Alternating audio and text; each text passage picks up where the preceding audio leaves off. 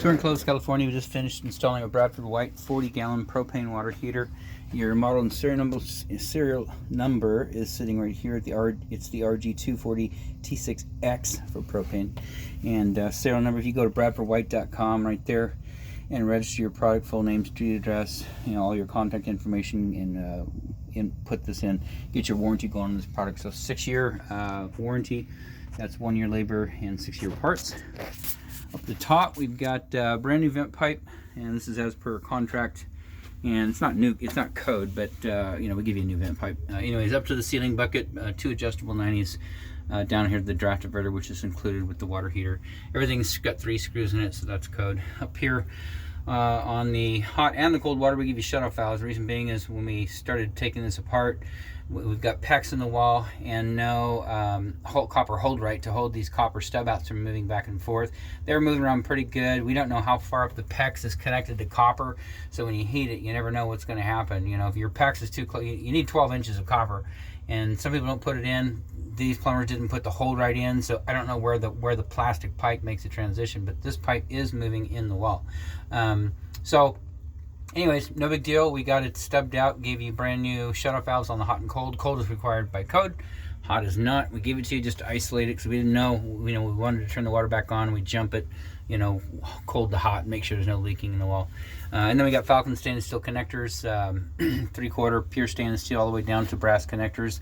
This we didn't see, it's not part of the contract. Someone has piped over down here to the pool filler, which sits out here. That's not our work, but that's yours. And anyways, that's tied into the pool filler, and it's got the shutoff valve and the backflow or the check valve installed, so no chances of the water getting back up to the water heater as long as it's functioning correctly. Anyways, pure brass construction, pure stainless steel construction, no galvanized pipe in any of the potable water.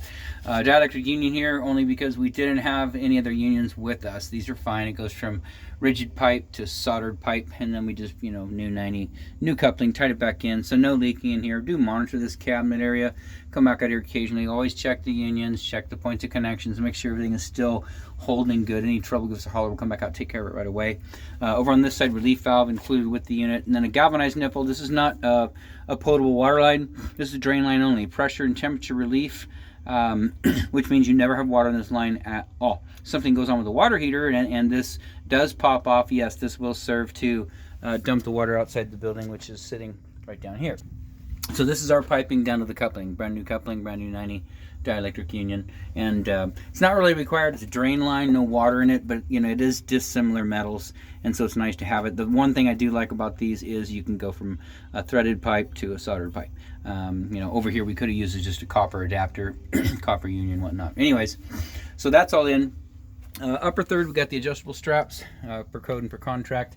Lower third, we have the adjustable straps as per code and per contract. Down here, we gave you a brand new shutoff valve, a drip leg or a dirty leg. That's in case the fuel is dirty. Any kind of debris, it fills up in that little drip leg right there.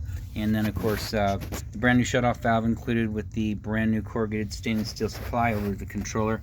And it is set to hot. That's approximately 120 degrees. You can see scald risk increases with hotter water, so be mindful. Don't just come out here and turn this up. If you're having trouble in the house with hot water at a fixture, it could be the fixture, could be the water heater, but I've seen folks come out and turn it up A, B, C, very hot, 160, and then C 150, B 140, A 130. So B 140, third degree burns in 3 seconds. So just be mindful of that. We leave it here and document it because for liability purposes.